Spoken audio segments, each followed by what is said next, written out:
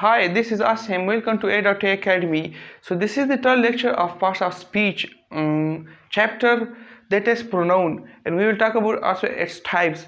So as usual, we will go towards the definition that what is pronoun. Pronoun क्या है?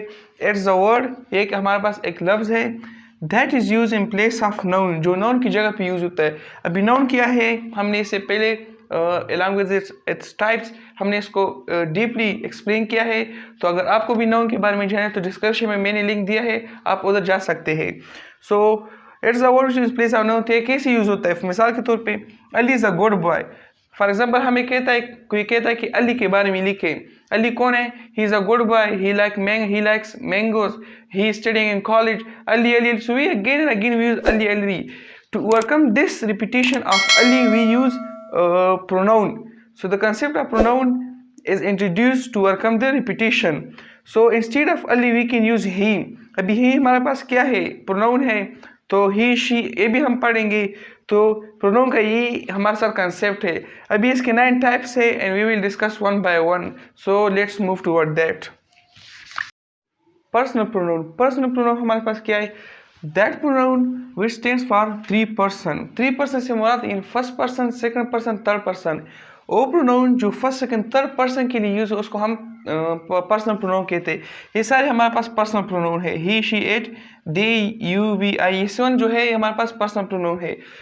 First person के लिए first person कौन होता है? जो बात कर रहा होता है. सेकंड पर्सन कौन होता है? जो बात सुन रहा होता है यानी लिसनर.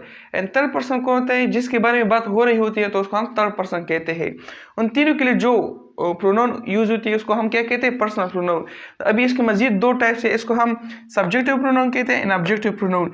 ये जो है he, she, it, they, you, I, we, ये सारे क्या है हमारे पास? सब्जेक्टिव प्रोनाउन, क्योंकि ये सब्जेक्ट की जगह यूज होते हैं. And him, her, it, them. अच्छा, ये इसमें आपने ये बात याद रखनी कि जो इट एंड यू है ये चेंज नहीं होते. ही हिम में चेंज हुआ है, शी हर में, इट सेम ही सेम रह गए. They them me you we us and I mine. तो ये इसके ऑब्जेक्टिव प्रोनाउन हो गए. अभी ये कैसे इस्तेमाल होता है? मिसाल के तौर पे brother give book to sister. भाई ने बहन को किताब दिया. अभी इसको हम प्रोनाउन की शक्ल में किस तरह लिखेंगे? अभी ब्रदर की जगह हमने सब्जेक्ट लगाया. अभी ब्रदर मेल है तो मेल के लिए हम ही यूज करते. हमने ही लगाया है. गिव बुक टू हर यानी सिस्टर, शी इज फीमेल तो हम फीमेल के लिए हर लगाते हैं. तो हमने क्या लगाया? हर ऑब्जेक्टिव प्रोनाउन हमने लगाया सिस्टर की जगह. तो इस तरह पर्सनल प्रोनाउन यूज होते हैं. अभी हम रिफ्लेक्सिव प्रोनाउन की तरफ जाएंगे. Reflexive pronoun. What are reflexive pronouns? That pronoun, these pronoun represent the action performed by the subject is on the subject itself. What does it mean? इसका मतलब ये है कि रिफ्लेक्सिव प्रोनाउन वो प्रोनाउन होते हैं जब सब्जेक्ट अपने आप पे एक एक्शन परफॉर्म करे तो उसको हम रिफ्लेक्सिव प्रोनाउन कहते हैं. कैसे? अच्छा, रिफ्लेक्सिव प्रोनाउन एग्जाम्पल में जाने से पहले हम इसके डिस्कस करते हैं कि जो प्रोनाउन है उसके साथ एंड में हम सेल्फ लगाते हैं. सेल्फ सिंगुलर के साथ लगता है. For example myself, your self, herself, himself, itself. इन 5 के साथ हम 5 के साथ हम सेल्फ लगाते हैं. अब प्लूरल इसका है self. We add this to these 3, our self, them self, your self. मिसाल के तौर पे आई हर्ट माई सेल्फ. तो अभी माई किससे? आई हर्ट, मैंने अपने आप को जख्मी किया. सो माई क्या कर रहा है? My self. ये आई सी मतलब मुझसे रेफर कर रहा है ना. तो रिफ्लेक्सिव प्रोनाउन होते जो सब्जेक्ट्स को वापस रेफर बैक करे तो उसको हम रिफ्लेक्सिव प्रोनाउन कहते हैं. अभी दूसरी मिसाल की तरफ देखिए, दे हर्ट देम सेल्फ. अब ये क्या है? देम सेल्फ प्लूरल है तो इसके साथ हमने सेल्फ प्लूरल लगाया है. इसी तरह बहुत सारे मिसाल आप ले सकते हैं. तो ये था हमारे पास reflexive pronoun. Empathetic pronoun. What is empathetic pronoun?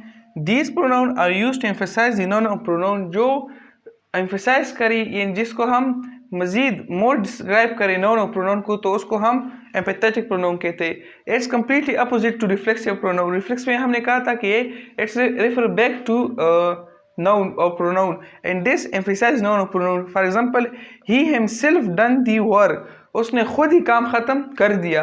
अभी ही हिमसेल्फ इसको एम्फसाइज कर इस पर और भी जोर दे रहा है. Similarly we our self completed the decoration. We our self pronoun है जिसके रिफ्लेक्सिव में इसको इसके बारे में बताया. तो और सेल्फ इसको मजीद और भी एम्फसाइज कर रहा है. तो एम्फसाइजिंग के लिए हम जिस प्रोनाउन को यूज करते हैं उसको हम एम्पैथेटिक प्रोनाउन कहते हैं.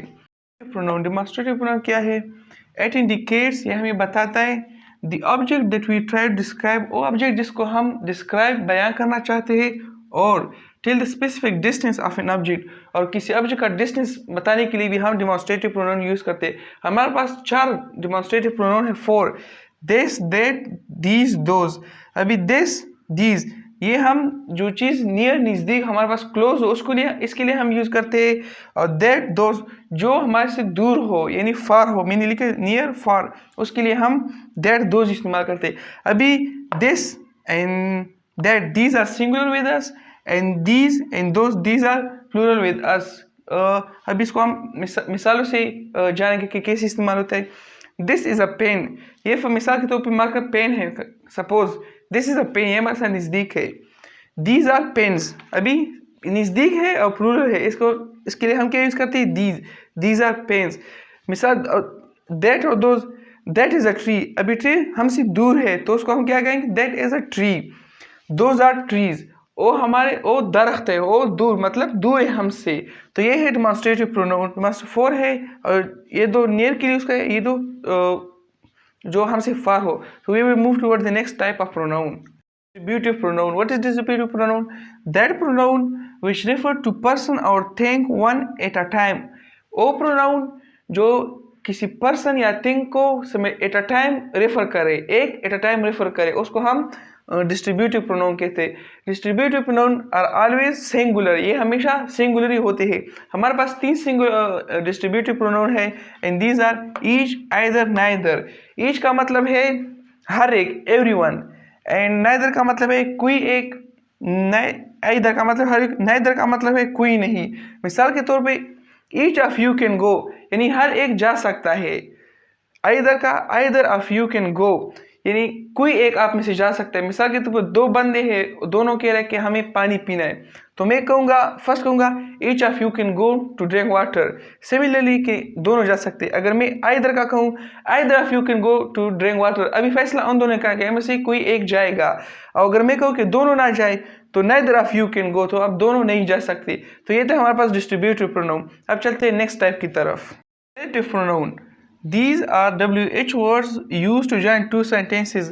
WH से वो मुराद जो W से शुरू होते हैं। इससे पहले जो हमने पढ़ा इंट्रोगेटिव में, वही WH क्वेश्चन, उसको भी WH वर्ड्स भी हम इसको कहते हैं। तो अच्छा, अब ये रिलेटिव इंट्रोगेटिव में फ़र्क क्या है? रिलेटिव जो इंट्रोगेटिव है वो हम सवाल पूछने के लिए इस्तेमाल करते हैं, जबकि रिलेटिव जो है वो हम 2 सेंटेंसेस को ज्वाइन करने के लिए हम इस्तेमाल करते हैं। जो हु ये सारे सेंटेंस के मेड में भी यूज होता है टू फॉर ज्वाइनिंग 2 सेंटेंसेस। मिसाल के तौर पे this is the place where we met, now this is the place, it's 1 sentence, we met जो हमें it's a second sentence. So what joining? This is where. Where is what? It's relative pronoun. So in this way we can use. We will get the second example of this. You can choose one person whomever you like. अभी ये भी 2 sentence है, उन दोनों को हमने whomever के जरिए ज्वाइन किया है, और whomever क्या है, whomever, whose, ये सारे ये भी हमारे पास WH से शुरू होते हैं, तो ये भी हमारे पास WH क्वेश्चंस में आते हैं। इसी तरह he who hesitates is gone, जो हचकचाता है वो चला गया। तो ही हु, अभी हु हमारे पास क्या है, ये भी हमारे पास एक रिलेटिव प्रोनाउन है। So it's completely opposite to interrogative sentences. Interrogative pronoun जैसे इंट्रोगेटिव से जाहिर है कि सवालिया, जिसके सवाल हम पूछे उसको हम इंट्रोगेटिव सेंटेंस कहते हैं। इंट्रोगेटिव प्रोनाउन क्या है? And these pronoun are used for asking question. वो प्रोनाउन जो हम सवाल पूछने के लिए इस्तेमाल करते हैं, ये हमारे पास 9 कॉमन है, और भी है, but 9 are the most common use pronoun. These are what, why, when, where, who, which, whom, अच्छा हाउ, whom, सिर्फ ये हाउ ही है। जो ये सारे जो WH क्वेश्चन है, WH डिस्क्रिप्शन में लिंक दिया है, वो WH डिफिनीशन, उसकी पूरी एक्सप्लेनेशन मौजूद है इस पर। तो वह सिर्फ हाउ ही जो इसमें W नहीं है, बट ये भी हम सवाल पूछने के लिए इस्तेमाल करते हैं। तो ये हमारे पास इंट्रोगेटिव प्रोनाउन है। मिसाल के तौर पे where are you, who is he, whom it belongs, तो इस मिसाल क्या है, हम सवाल पूछने के लिए इस्तेमाल करते हैं, तो उसको हम इंट्रोगेटिव कहते हैं। और आपने ये बात याद रखनी कि आपने हमेशा लास्ट में क्वेश्चन मार्क लगाना होता है। So now we will move toward the next type, pronoun. Indefinite pronoun वो प्रोनाउन है जो प्लेस और थिंग की जगह जो इनडेफिनेट प्लेस होती है इसकी जगह इस्तेमाल होके उसको हम इनडेफिनेट प्रोनाउन कहते हैं। कौन से? मिसाल के तौर पे these are use in place of indefinite person और थिंग्स। इनडेफिनेट मतलब वो जो हमें मालूम ना हो, एक डेफिनेट होता है, एक इनडेफिनेट होता है। इनडेफिनेट मतलब जिसको हम मालूम नहीं कर सकते, डेफिनेट जो मालूम कर सकते। तो जो थिंग्स इनडेफिनेट थिंग्स और प्लेस की जगह पे यूज होते हैं उसको हम प्रोनाउन यूज होते हैं उसको हम इनडेफिनेट प्रोनाउन कहते हैं। someone, somebody, something, anyone, anybody, anything, everyone, everybody, everything, no one, nothing, ये सारे हमारे पास क्या है? Indefinite pronoun. क्योंकि someone it's unknown, anyone it's also unknown, everyone, none, these are unknown to us। And इसमें आपने ये बात याद रखी कि जो someone, somebody ये हमारे पास पॉजिटिव सेंटेंसेस में यूज होते हैं, जबकि anyone, anybody, anything ये हमारे पास नेगेटिव एंड इंट्रोगेटिव सेंटेंसेस में यूज होते हैं। जबकि ये दोनों जो है ना जनरली हम इसको यूज कर सकते हैं।